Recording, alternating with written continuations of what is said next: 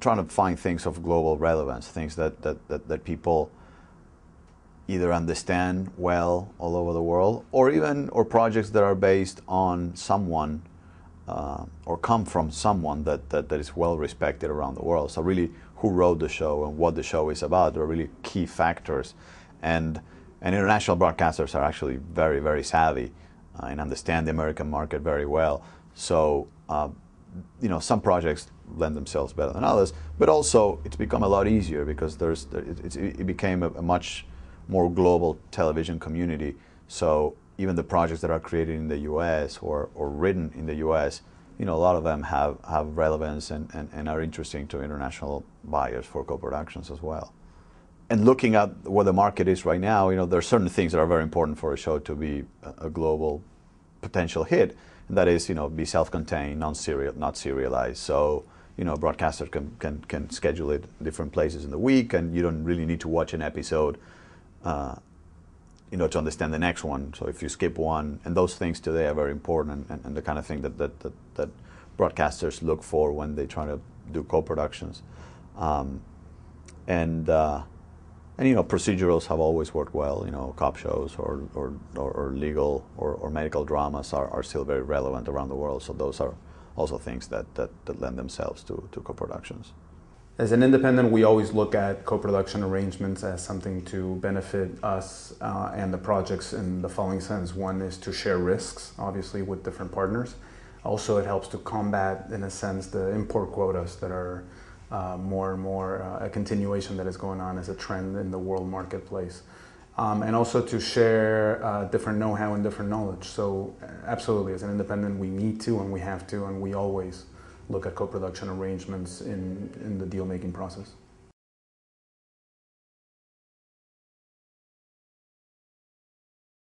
In a lot of the co-productions we're doing and which are also co-financing, we don't necessarily have a U.S. network at the beginning. We bring the U.S. network at the end once the project has sailed.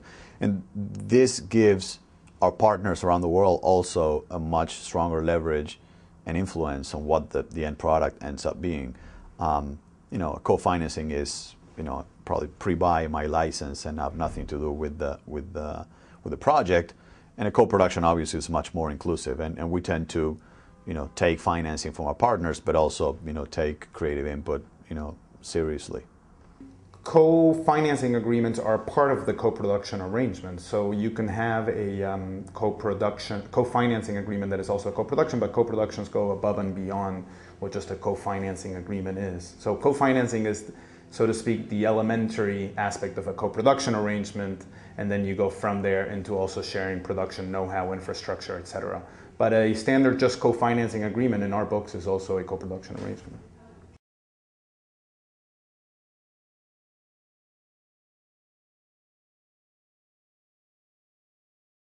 I would say there are things that are negotiable. Typically, everything's negotiable. Typically, at least in the co-production arrangements that we've been utilizing, there's what's called a point system, fairly prevalent in Canada, for instance, per se, where there are certain things that you get certain points for different elements of cast and crew, and also location. So it's just, like anything else, it becomes a little bit of a balance act to make sure that you can meet all the demands of the different co-production partners.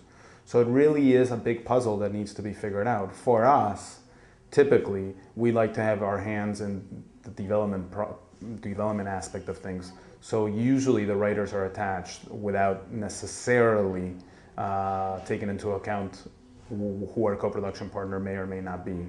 So we may sacrifice something else because we are already in bed, so to speak, with the writers and the creative forces behind the project. As in any partnership, you want everyone to be happy and in agreement as to what we're doing.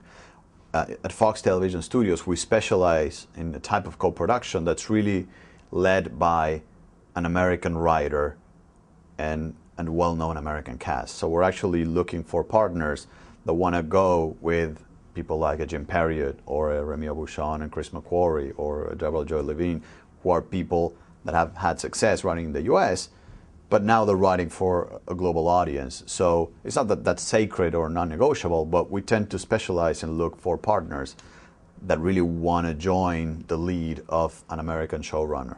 And the partners that we've able to do business with so far have also been looking for projects down this line. So really, they come along and they work with us in the scripts, and in some cases there are some foreign actors or actresses that come in the projects, but generally the projects are led by an experienced American showrunner with a track record.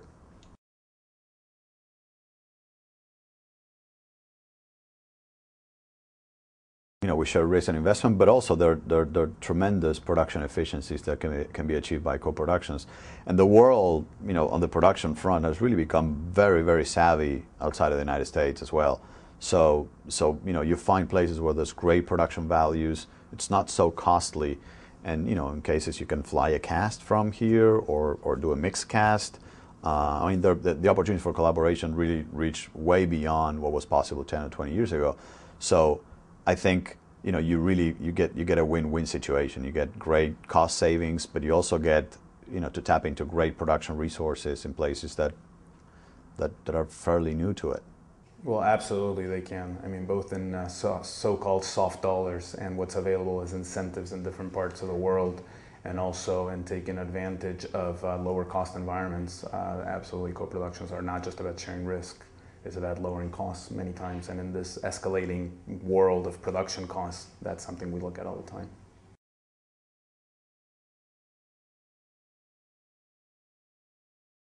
Yeah, I think co-productions are more than in vogue. I think they're here to stay. I think it's the way of the world. I don't think there's I really would hesitate that anything outside of this major studio model, and even within this major studio model, almost everything, an independent level, an international level, has co-production written all over it. I think it does a number of things in the sense that it helps you to penetrate different markets, again, as discussed earlier, that have quote-unquote import quotas, and it also helps you to share risks in an ever-escalating world of production cost and risk aversion, in a sense. And for us as independents, it's a perfect vehicle to partner with people and take on projects that are bigger in scope than we otherwise could.